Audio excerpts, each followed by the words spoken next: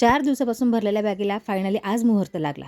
चल आपल्याला कुठे जायचं असलं की आपल्याला घरातलं सगळं आवरून जावं लागतं. तसंच आज माझ्यासोबतही झालं होतं. मला जायचं होतं बहिणीकडे आणि त्यासाठी मला संपूर्ण किचन, नंतर फ्रीज सगळं आवरून ठेवायचं होतं. आणि हे जे तूप करायला घेतलं होतं रात्रीपासून हे तूप काढून ठेवलं होतं आणि आपोआपच त्याच्यावरती जे तूप आहे ते तयार झालं. मग मी हेच तूप कढईमध्ये टाकलं आणि तूप तयार करून घेतलं. अजिबात लोणी काढलेलं नाही आहे.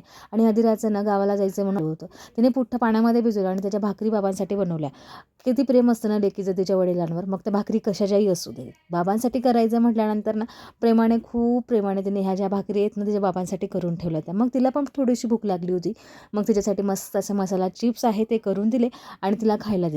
खाणं राहिला बाजूला, पण हे असे कट-कूट करायची कामं मात्र अधिराला जमतात. ती इतकी कामात मग्न होते ना खूपच.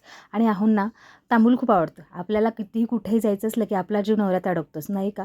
आता या बॅगेंना 4 दिवसापासून भरलेली होती आणि फायनली आज मुहूर्त लागला. कारण आम्हाला जायचं होतं पुण्याला. त्यासाठीच मी ट्रॅव्हलची वाट बघत होती. ट्रॅव्हलने पण ठरवलं होतं की आमची परीक्षा घ्यायची. साधारणतः मी 1.5 तासापासून त्याची वाट पाहत होतो आणि फायनली ट्रॅव्हल्स आली आणि असा होता आजचा दिवस. कसा वाटला व्हिडिओ नक्की कमेंट करून सांगा. बाय.